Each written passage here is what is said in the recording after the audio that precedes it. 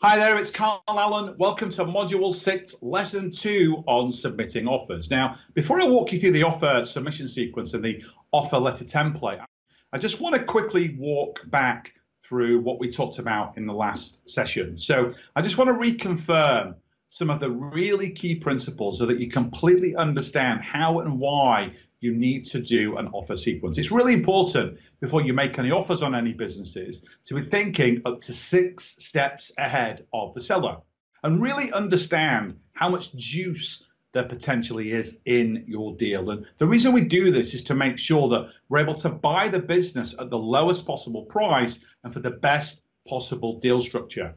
So as a quick reminder, this is our example deal. So for 100% of the equity, we're looking at a valuation range between $1.9 and $2.1 million. On the enterprise value is between 1.7 million and 1.9 million. And again, here's the 6 steps that we're making with the offer sequence. So our opening offer is the base offer that we've just been through, but with only 75% of the calculated closing payments. So we're taking a 25% discount as our first offer. Step 2 is then going to be the full offer with 100% of the closing payment. It's the full base offer.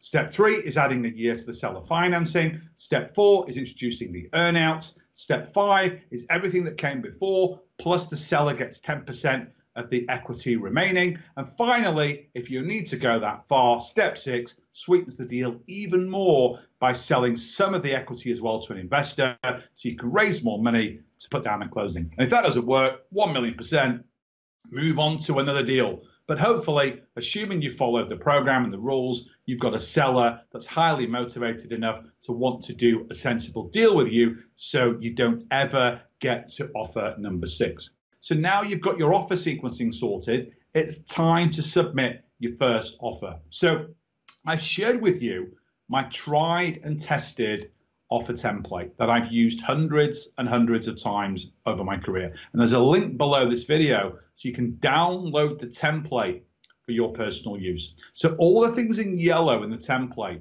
you'll populate for your own deal. Then the stuff that's not highlighted, just use that as is. So just download this document, change the yellow stuff, and then you can send it out. And I always like to have all 6 offers ready. So do the work. It'll take less than an hour to do all 6, and then I'll show you how to send them out. So at the top, obviously, very, very straightforward. Just put in your name, your address, your contact details, and the date. Then when you're addressing the seller in the letter, use his or her first name. So you continue building that rapport, building that relationship with this person. If you've been following along, they already know you, they already like you, they already trust you, and they see you as a highly credible, safe, trusted pair of hands to take the business on. So you're definitely going to be on first name terms. So dear Peter, dear Jeff, dear Susan, whoever it is. So put that in, and then this line is really important.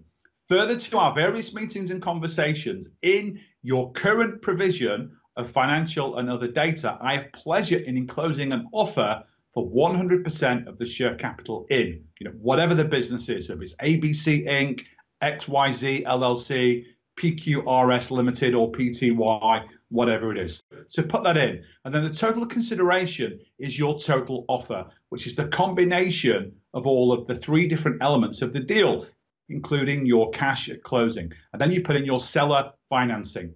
And I always list the seller financing amount out per year. So what it's going to be in year 1, what it's going to be in year 2, what it's going to be in year 3, etc. And I'll show you a real world example of this in a minute with a deal that I've done. And then what you do is you add in the total amount of all the liabilities, all the debts that you're actually going to assume in the deal, and then sum up your total offer.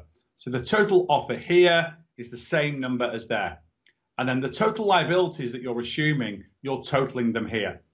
And then we're going to put the details in. So bank loans and tax payments due, or overdrafts, or leases outstanding on equipment, or a building mortgage, or whatever liabilities you're going to be assuming, just list them in here as well. And then you put this line. This offer is subject to due diligence and legal contract, which is coming up in Module 8. And then I trust this offer meets with your approval and await your response. And then following the acceptance of this offer, a letter of intent, LOI, will be submitted and negotiated to include agreements on working capital, exclusivity period, and a timetable for due diligence and legal contract. Yours sincerely, you. Now, the reason we don't go straight in with an LOI is because we want to get the key things agreed to first, like how much you're paying for the business, how much of the business you're buying, and how you're going to structure the deal, i.e. how much at closing, how much in seller financing, and then how much of the liabilities you're actually going to assume. As you'll see in Module 8, deal execution, the letter of intent, the LOI, is a key stage in the business buying process. It's really like an executive summary of the entire deal, and it includes a lot of other things that we have to yet negotiate. So it's always really important to first negotiate those critical things, because it doesn't matter if the seller wants to stay in the business. It doesn't matter how much working capital is going to be there. It doesn't matter what the timetable is going to be to closing. None of that matters if you don't get the big items negotiated and agreed to first, which is how much you're paying for this business. What are you assuming, or what's the structure of the deal? And it's really important to get that done first. And there's 3 steps to closing. Step 1 is your offer. Step 2 is your due diligence. And then step 3 is the full suite of legal documents that get drafted and signed. And then we go through that again in detail as part of module number 8, deal execution. So that, my friends, is the offer template. So next, let's look at a real example. This is a deal that I've done. So it was Carl Allen. Put the date in there. Dear Peter, further to our various meetings and conversations, in your current provision of financial and other data, I have pleasure in enclosing an offer for 100% of the share capital in ABC Inc. and the associated real estate. Because remember, in this deal, I'm buying the real estate that's coming alongside of this business. The total consideration is $1,855,730, which is comprised as following. So cash at closing, $633,600. Seller financing year 1, $276,744. It's the same in year 2. It's the same in year 3. Total liabilities to be assumed are $391,899, comprised of real estate for $250,000, bank debt of $112,843, and 2 hire purchase loans. So the bulk of the liabilities are due within the next 12 months. So again, add all these up. So total liabilities to be assumed are $391,899. And this offer is subject to due diligence and legal contract. I trust this offer meets with your approval, and I wait for your response. Following the acceptance to this offer, a letter of intent will be submitted and negotiated to include agreements and working capital, exclusivity period, and a timetable for due diligence and legal contract. Yours sincerely, Carl Allen. So it's as simple as that. So get this done for your first deal, and I would recommend you do it for all of your other offers. Like if you're including earnouts, equity, etc., just add these into the text as well. And obviously, if you get to offer 5, you're only buying 90% of the business, so you need to change that in the language. Feel free to play with some of this structuring, but definitely use a lot of these key terms, because I've tried and tested this over lots and lots of different deals. So that's it for the offer letter. Now let me take you through the rules of how you get these submitted. So ideally, you want to be sending these out 3 to 5 days apart. What you don't want to do is send an offer, have it rejected, and then send another offer out straight away. Why? Because you want the seller to think that you're going back through all the numbers, you're reworking the model, you're reinvestigating the business, you're talking to partners. And this is one of the reasons why we always use exact numbers. We don't just use whole numbers, rounded up numbers, because you want the seller psychologically to think you're really putting a lot of art and science into constructing this offer, which actually you are. We're using the templates and the models, and we're working with real numbers. So you want to be using exact numbers, and you want to be sending these offers out 3 to 5 days apart. Let the seller be sweating. Make them think that you're doing all that work and preparing another offer. And I only ever send offers out on a Friday or a Monday. Both work really well, but for slightly different reasons. So I like to send offers out on a Friday afternoon, because then I know the seller is going to be thinking about that offer and really kind of mulling it over during the course of the weekend. And obviously, they're not likely to come back to you over the weekend. And this way, their entire weekend gets consumed thinking about your offer. And I've also done really well in sending offers in on a Monday.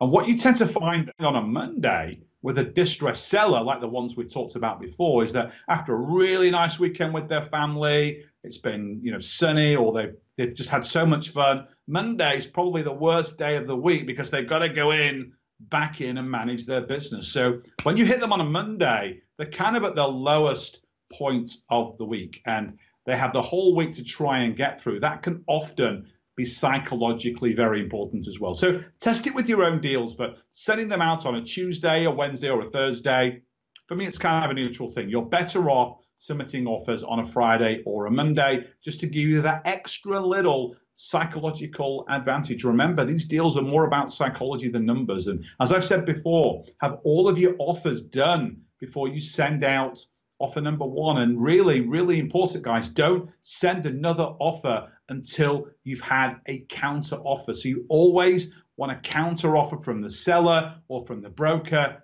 before you submit another offer and go up in your sequence. And if they won't give you a counter offer, just say, well, I'm sorry, I'm not prepared to submit another offer to you on this business until you counter and give me some indication. You want them to psychologically start moving back towards you.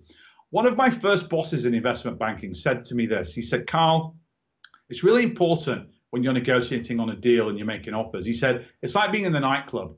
He said, Carl, when you were a young man and you were out nightclubbing and you were looking to someone and you're looking to dance on the dance floor with them, and you're always dancing towards them and they're always dancing away from you. And then if that's the case, that you're probably not going to be taking that person's phone number. If you dance towards them and then you dance away and then they start dancing back towards you, you know you're in with a chance. And this story is what deal making is all about. There's got to be to and fro in a deal. There's always got to be push and pull, and always make sure that you get a counter offer sent back to you before you start making additional offers as you move through the offer sequence. And in terms of sending them in, I always send them as a PDF signed and send them via email. You could mail them if you want, like we do with the direct approach. But obviously, if you live in the Boston area and the business you're buying is in LA, clearly it's going to take several days for the letter to actually arrive. So get the letter, digitally sign it on your computer, do it as a PDF so it can't be edited by anyone else, and then email it over to either the seller or the broker. Obviously, mark the email private and confidential. And if you're going direct to a seller, don't necessarily assume that you can use their work email, because their secretary or their assistant, they might be screening all of their emails, and that person might not know that the business is actually for sale. The seller may prefer to use a private email. So double check what their private preferred email address is for these confidential offers from you. With brokers, they're obviously in the business of soliciting offers for businesses. So you can just email them directly. So that's how you do it, guys. I will see you on the next lesson, where we're going to go deep onto the principles of negotiation. Obviously, creating the offer sequence, being 6 steps ahead of the seller, is one of the cornerstones of any negotiation strategy. And then play with these rules. Make sure that you never send a second offer in until you've had a counter to your first offer, and leverage some of this psychology around sending offers on a Friday or a Monday. Definitely try some of that stuff. So I hope you enjoyed this lesson. I will see you next on lesson number 3. Until then, bye for now.